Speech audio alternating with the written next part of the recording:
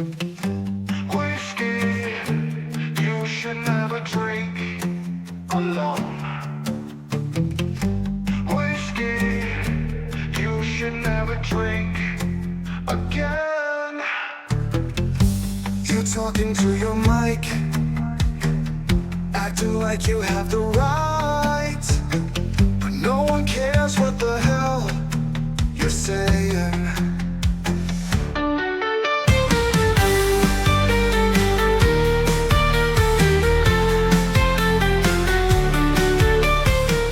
Hey there, Chimera Crew. Welcome back to the channel. It is I, your host, Mr. Sean, and here we are with another Whiskey Ramblings video. I hope you've been enjoying the content on the channel. We've been doing, still keeping up with the Lost Media videos. We've started the Urban Legend videos. I hope you're enjoying those. Also been releasing songs more. You know, I've got a really cool program I've been using that can just create any song my mind can think of, and I'm happy to share them with you. We're still trying to get to that 1,000 subscribers, and we are so close that I can taste it, guys. But you know, I'll talk more about that later. Right now, let's just talk. Let's ramble. Let's whiskey. Let's do this. So guys, first up, what I wanted to talk about today was a show that I recently watched the first season of. It has gotten some mixed reviews, but ultimately even I didn't know how I felt about it when I watched the first episode. But ultimately I decided I did like the show, and I did watch the entire first season, and I'm excited for season 2.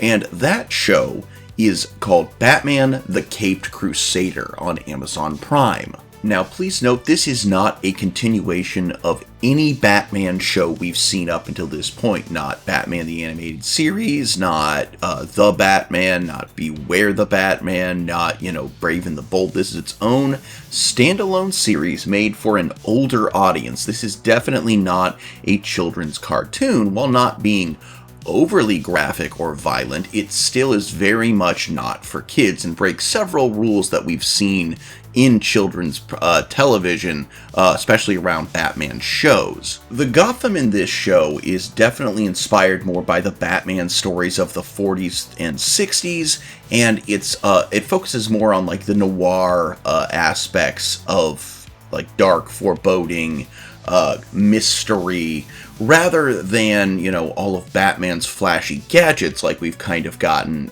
in recent incarnations. There is no shark repellent or carousel reversal spray in this series. Now, as this is a completely new iteration, there have been changes made to several characters that have received some backlash. Now, as an overarching criticism of the show, some people have said that certain characters, including Hamish Linklater's Batman, he is Hamish Linklater being the actor that has now voicing the titular character, is capable but slightly flat. And I could agree with that. Also, Batman does not get nearly as much screen time in the 10 episodes of Season 1 as you'd think a show titled Batman would. I mean, he kind of, you do see a few scenes in the cave. A lot of it is things happening and then Batman showing up to help deal with it. And while this did strike me as odd, ultimately I think this was done as a way to kind of show you the world of Gotham and give, we all know who Batman is. Everybody, your grandma knows who Batman is. So we don't need to be told who Batman is. What we need to be told is what Gotham City is. And I think in this case, at least for the first season, it works. I will see in season 2 if maybe now that they've established Gotham, if Batman gets a little bit more screen time and we get a better feel for both Batman and, to be honest, Bruce Wayne, as while they are one and the same, they are two drastically different people when it boils right down to it. This is not an episode about the psychology of Batman. My videos are not long enough to go into that. Now, a piece of criticism I received about on the show, that's when I was talking with a coworker, and this was the criticism he gave the show, and I'm going to clarify, right now that this coworker is Hispanic and is of Hispanic heritage. So this isn't just a white guy having a gripe, but he personally was not a big fan of the choice to make Commissioner Gordon and his daughter, Barbara Gordon, who are both very prominent in the show. I'd say they almost get more screen time than Batman. They have been redesigned as African American. And while I'm sure several people have come out and said this is, blackwashing a character or something like that, personally, I don't think it affects the story at all. So one could say it was needlessly done, but at the same time, it didn't hurt the story. I don't necessarily think it enhanced the story. Barbara Gordon is still a redhead. Commissioner Gordon still has his mustache. Ultimately, those are the two character elements that I don't want to see change, and they were there. Barbara Gordon in this series is a defense attorney trying to help the criminals and wrongfully accused people of Gotham, which often puts her in conflict with her father. By the way, guys, I'm just going to say this now because I don't think I've really given any real spoilers yet, but spoilers aplenty in this. There is going to be no attempt to not give spoilers as I am ranting about this show. So if you haven't watched it yet, go watch it, then come back to this video. I'll still be here. But yeah, ultimately, Barbara Gordon is maybe a little naive, but still believes in the people of Gotham, and Commissioner Gordon is a good cop in a corrupt town. Also heavily present in this one, more so than she ever got in Batman the Animated Series. Renee Montoya is a central figure, one of the good cops on the force. Also, even though this was later done in the comics, not in her original appearance in Batman, Batman the Animated Series, she is openly a lesbian. Barbara Gordon is shown to, at the very least, she's bi. I don't know if she's a lesbian or not. It is hinted that there is a past between her and Montoya, and even one of the other redesigns that people have gotten have had some feelings about. Harley Quinn in this one, completely separated from Joker, her origin has nothing to do with him. She is a Hispanic psychiatrist who puts on her Harlequin persona as she kidnaps and attempts to brainwash or re-educate the rich elite of Gotham to, cure their selfish ways, and does so in a very psychologically horrific ways. A very interesting character, also shown to at the very least be bisexual, but has a previous relationship or a budding relationship before her inevitable leaving Gotham when her persona is found out, with Detective Montoya, and also early on serves as kind of a psychology expert for the Gotham Police Department. Very well done. I do love that they have separated her from Joker, because while Harley Quinn has made massive strides in her character in the past decade, ultimately she still is someone who was in an abusive relationship with a complete piece of shit, and that has affected her character, even though she is now liberated.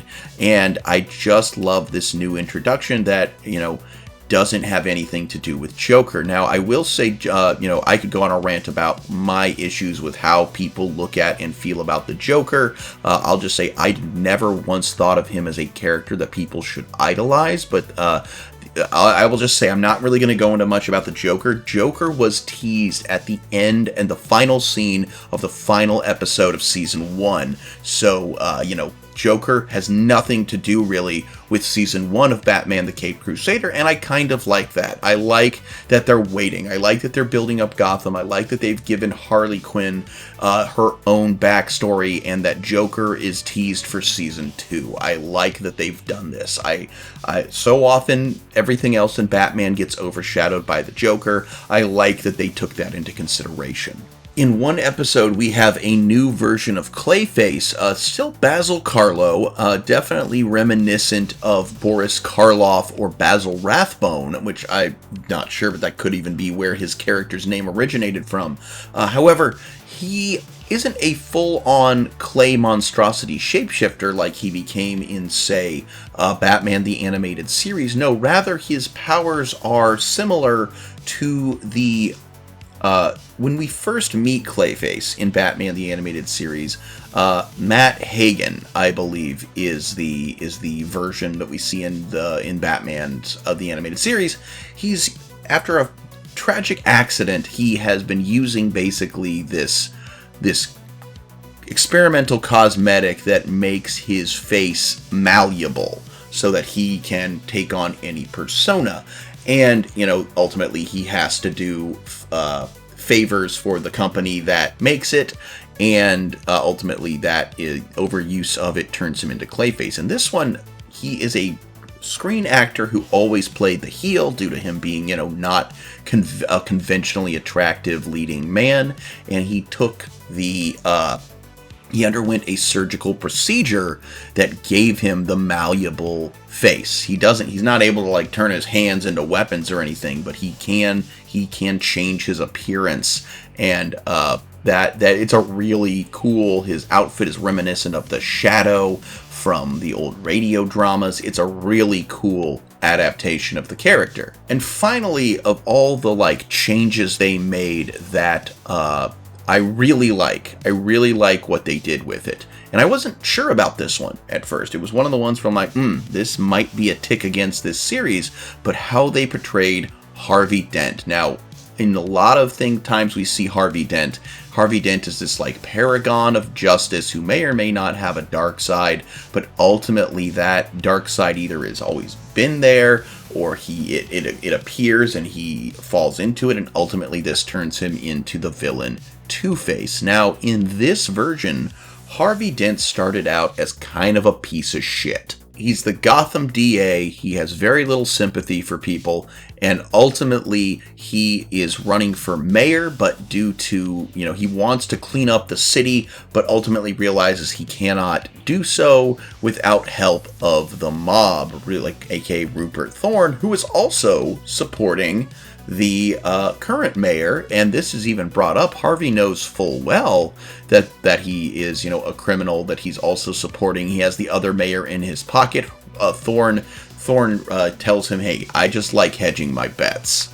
While we do see that Harvey struggles with this, that he is, taking dirty money in an effort to do good in the city, ultimately his better side does win out when Thorne asks him to basically throw out a case for one of Thorne's men, knowing that I want to know you can play ball kind of thing. And ultimately Harvey refuses to do it, so one of Thorne's agents throws acid at his face. This will ultimately be what scars him and turns him into Two-Face.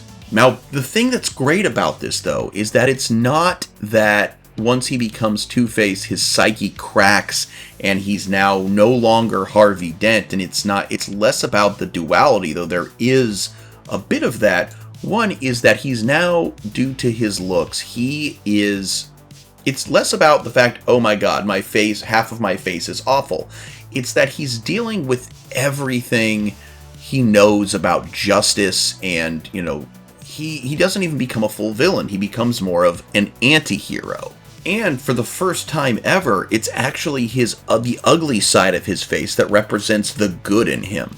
After his accident, when he's still wearing the bandages, his good friend Bruce Wayne takes him out to dinner, and, just to kind of get him back to normalcy. And, as half of his face is covered up, all of the evil thoughts about the people around him are coming out, voiced by the good side of the pretty side. And that represents, the Harvey Dent, the schmoozer, the one who only cared about himself, the pretty boy. And at that dinner, he takes off his bandages, and for the first time we see the scarred side of his face, and he runs off. This is the first time we see Two-Face, and the first thing he does is save a man from a mugger. So his first act is an act of good, but then we see, the duality in that he picks up the mugger's gun and tells the man, hey, what should we do with this guy that attacked you? You know what? Let's flip for it to see what we do. Now, ultimately, he does get arrested. Batman kind of subdues him. He goes off to Arkham, where Barbara Gordon is basically his legal counsel, and she is basically going to get him a deal on the things he did in his brief run as Two-Face, because he's going to, actually, like, rat out is a weird word, but he's going to give testimony against the mob. This, of course, puts pressure on both Rupert Thorne and his mob, as well as, the corrupt cops on Thorne's payroll. This ultimately leads to the final episode of Season 1, where Commissioner Gordon, Detective Montoya, and Batman are trying to keep Harvey Dent and, Barbara Gordon alive and get them to where they need to be to give the testimony before the mob and the corrupt cops can gun them down. During this segment, Harvey Dent and Barbara Gordon are handcuffed together, and Dent is constantly asking her to uncuff him so that he, because she should not have to die for a person like him. But also, there's also that's the dark side, the scarred side that is being, self-sacrificing, and it is struggling with the good side of the face too at the time. But ultimately, he does end up sacrificing himself when one of the cops tries to shoot Barbara as a last good act, and he does die. And that's a big thing in this series, is that people die. It's not, oh, you're just injured. No, people straight up die. People get shot, which is another thing that we don't often see in these, superhero cartoons. People getting shot's a big no-no. But again, I love this idea that he didn't become a villain. If anything, it allowed him to embrace the better part of himself, even if that was, in his mind, the ugly side, the less polished, the less pretty, the less perfect, but still someone who was willing to get his hands dirty to save Gotham City. I really love this portrayal of Harvey Dent. I am sad that his character is now deceased in the show, but I do think that was also kind of needed for his character arc. So absolutely bravo, great presentation. Also, not really something that I can go into too much about because there's not a lot to go into. The character Onomatopoeia made his screen debut as the leader of a hit squad, and he's still doing all that onomatopoeia, making the noises stuff, and he's still got his trench coat, though he does also have a fedora over his mask, as this is, more like Golden Age mobster inspired attire, but it was really cool to see him. So those are all the things they've done that I'm like, this is really cool how they've changed some of these characters. So with that being said, let's get to the ones that I'm not as gung-ho about in their portrayal. First up, the elephant in the room, the one that made me question whether I even wanted to keep watching the show, is the Penguin. Now, the Penguin, first off, let's just get it out there. No longer in this series, we do not have Oswald Cobblepot. We have Oswalda Cobblepot. The Penguin is a woman, and this version is a tall, curvy woman with a long beak-like nose, a muscular and roundish build, and formal attire resembling a penguin. Also, it's shown that the men of Gotham find her to be quite attractive, and it's like, hey, nothing against tall muscle dommy mommies. Nothing against that. What is weird for me is that they chose to do this to the Penguin, who is a tiny little goblin man. It was kind of like, okay, this is a drastic change. This is episode 1. What else are they going to make completely different, and is it necessary? But ultimately, it was a good episode. Minnie Driver voices Oswalda and does a fantastic job, and it was definitely an interesting look at the character. But ultimately, not entirely sure this change needed to be made, although the outcome was not bad. I don't know. It was kind of I almost feel this episode would have maybe gone over a little better had it been 1 or 2 into the series, but at the same time, I also get what they're doing. They want to go, hey, this is not your daddy's Batman, all right? And there was one other drastic character change that I really was not a fan of. And I'll be honest, I was not a fan of this right up until the final episode. I even thought that maybe I had a theory going into that episode that it was, not, but it ultimately was not true. So the character that disappointed me, and probably the only character that disappointed me in this series, Harvey Bullock. Now, those of you who know him from Batman, the animated series, know Harvey Bullock as the hard-headed, kind of overweight cop that, often partnered with Montoya, doesn't like Batman, but is ultimately a very good cop. Those of you who know him from Gotham know him as a formerly corrupt cop who went back to the side of light once James Gordon entered the force. And those of you who know him from the comics know him as a hard-boiled police detective who, while gives the outward appearance of being slovenly and pig-headed, it's actually all an act, and he is a good cop. He is very intelligent. His apartment is actually immaculate. It's all this act he puts on to better do his job as he attempts to keep the people of Gotham safe. But ultimately, Harvey Bullock is a good guy. Well, in this one, not so much. He is a corrupt cop. He is one of the two corrupt detective partnership of Bullock and Detective Flass. And these two are very bad guys. They're considered to be the two worst cops in Gotham. They are also on the task force from Rupert Thorne to gun down Harvey Dent and Barbara Gordon. And while I did think, I had for a brief moment during that episode, I thought that Bullock was going to come out as someone who was undercover with internal affairs. He was going to bring Flass down, ultimately proving himself to be one of the good guys. This does not happen.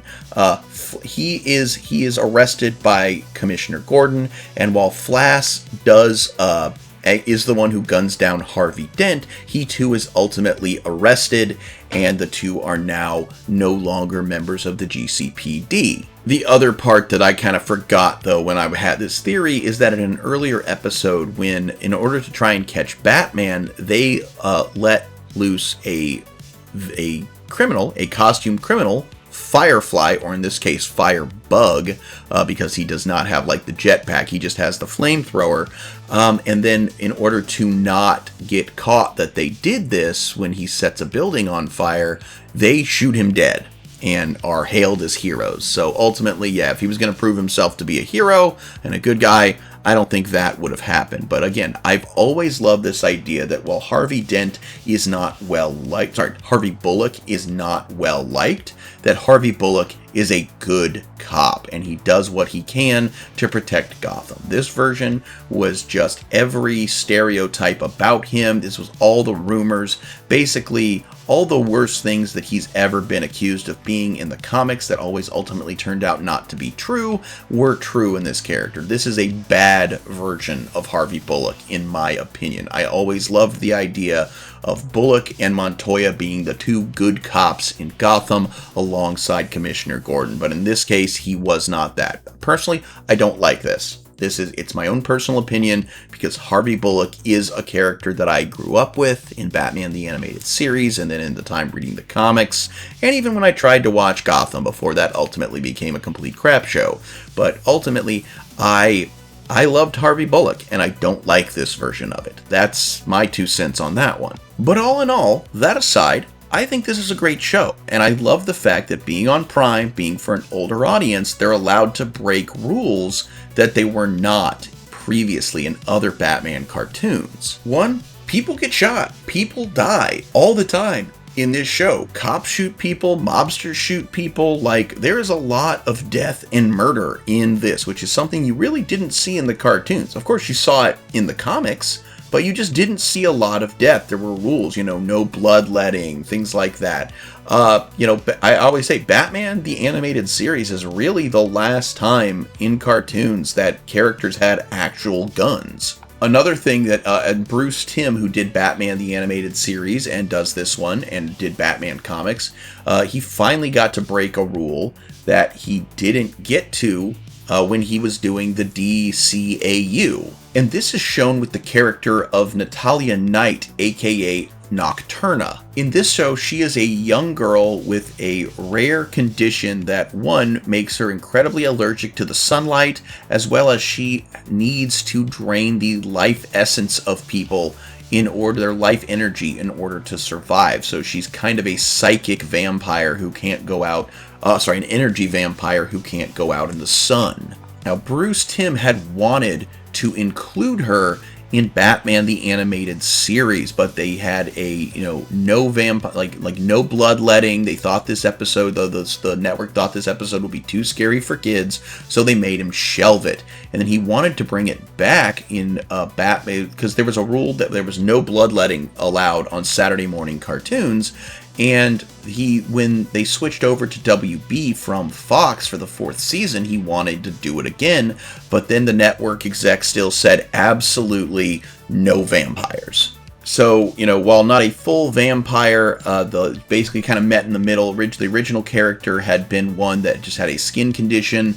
The other one was, and was a vampire, kind of met in the middle. Energy vampire, has the condition, but Bruce Timm finally got to show this. And it's even more messed up because, so this episode where she's in, basically she is abducting orphans that are visiting the traveling carnival that has come to Gotham, where she and her brother have like a show. And each of these 4 orphans are actually the characters that, in a different continuity, each would grow up to become one of the Robins. You had Dick Grayson. You had Jason Todd. You had Carrie from Dark Knight Returns, the comic. And you had Stephanie, the spoiler who would become Robin and then later Batgirl. And you saw these children being attacked, which is another big no-no in early kids. Like, you couldn't have bad things really happen to children. Now, ultimately, they all 4 did survive, so they weren't really breaking the, no killing kids rules that we still see in movies and video games. But it was dark. It was creepy. It was, someone preying upon children who wouldn't be missed. Very dark themes. And I just do love the overall high levels of psychology put into making Batman the Caped Crusader an entertaining and dark cartoon. It's something that, we've wanted a darker, grittier Batman cartoon for a while now. Ever since Season 3 of Batman the Animated Series, considering it went to a more light-hearted tone in Season 4 when it was paired and the animation style changed to be more like the Superman animated series. So again, guys, I know you've gotten a lot of mixed reviews about this show. Even I had heard a lot of mixed reports before I went in to see it, and ultimately I just want to tell you that parts of it are a little different. It's not perfect, but ultimately it is a very good show. If you are a fan of Batman, I highly recommend you watch it. And that's really where I'm at with this. If you watched all the way to the end, I want to thank you so much for doing so. Again, these slightly longer videos. If you watch the whole thing, if you watch the ads, if you're not a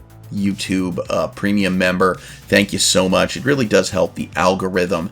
We're getting so close to that 1,000 subscribers where I can fully monetize this channel. So again, it really does mean the most. It also, if you share the video around, if you share the channel with your friends, that is helpful. If right now we're at over 950 subscribers, if each one of you shares this channel with one of your friends, we will have this channel to 1,000 subscribers, honestly, before October hits. Also, I wanted to highlight that there are channel memberships available, as well as Patreon memberships, each that give you access to all of my multiple members exclusive videos, and that starts as low as $1 or 99 cents a month, depending on which platform you join, as well as the upper tiers do give you a bit more of a say in what kind of content I put out. It's all detailed on the channel memberships page, as well as over on my Patreon. Links are in the description. Please do check that out. Also, guys, as you know, it's interesting. I'm talking about superhero TV show. I originally started this channel